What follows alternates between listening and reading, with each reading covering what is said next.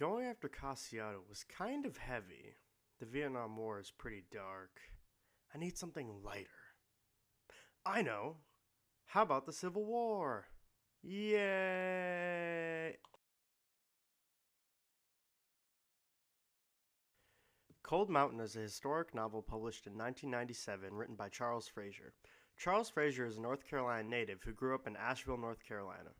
Charles Frazier got his bachelor in English at UNC, his master's at App State, and then his PhD in English at the University of South Carolina. Cold Mountain was Frazier's first novel, and he says the main character, Inman, is based off his great-great-uncle, W.P. Inman, who fought in the Civil War. Cold Mountain follows the story of a soldier named Inman, who is recovering in a hospital in Raleigh, North Carolina from a wound he acquired fighting in the Civil War. Upon regaining his ability to stay upright longer than 5 minutes, Inman decides to leave the war behind and walk to his home on Cold Mountain to reunite with the love of his life, Ada Monroe. On his travels, Inman meets all sorts of people and is hunted by soldiers looking for deserters. Foster would have had a heyday analyzing this novel, and I did too. The first thing I noticed, much to my surprise, was the geography. Reading Cold Mountain, I noticed that geography was used to accentuate the book's theme, in the same way Going After Cassiano did, albeit on a much more personal scale. Inman grew up in the mountains of North Carolina and considers them home, so he finds the lowlands of the state to be displeasing in every way possible. He criticizes everything, the rivers, the pine forest, the people, all of it.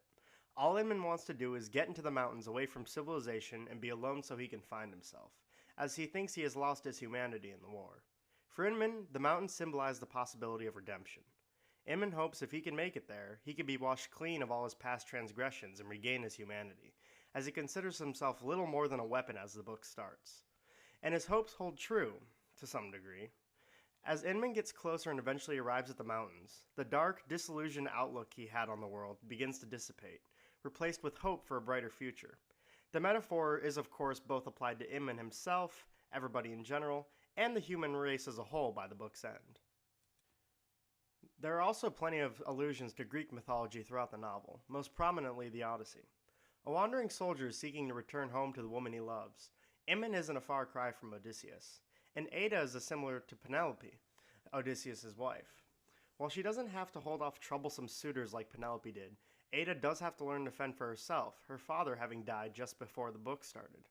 The resemblance, though, isn't beat for beat, and is not meant to be a rigid following of the Greek epic. For example, Inman meets an old hermit woman who resides in the mountains with a large number of goats, seeming a lot like Circe, who turned men into pigs. But thankfully, Inman doesn't get turned into a goat. In this way, Frazier both draws strong parallels to Homer's tale while also creating his own narrative.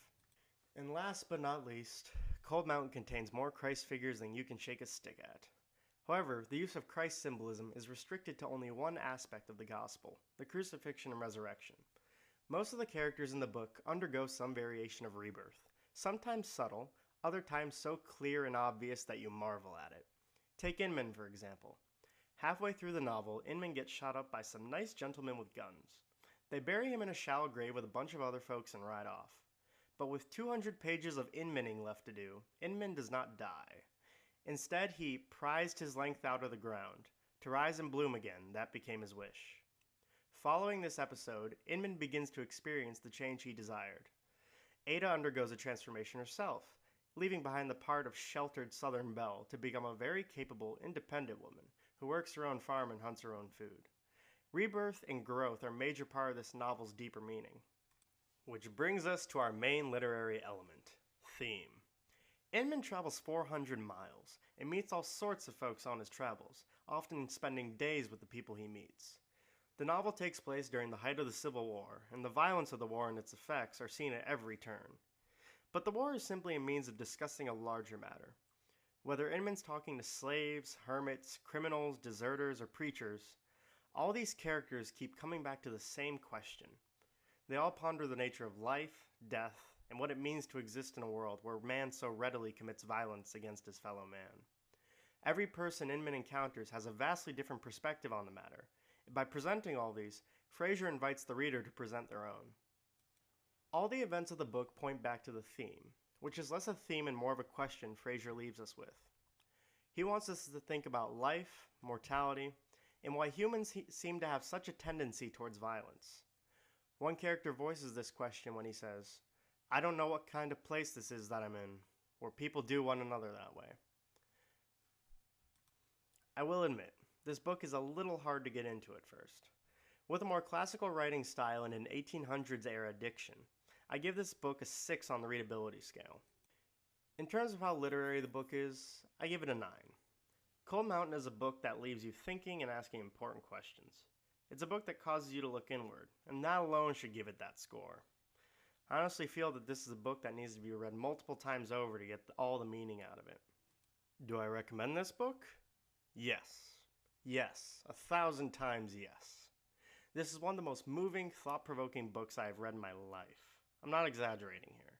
I can't think of another book that made me feel like this book did. This book made me weep. So please, I beg of you, go read Cold Mountain. You won't regret it. Thanks for watching.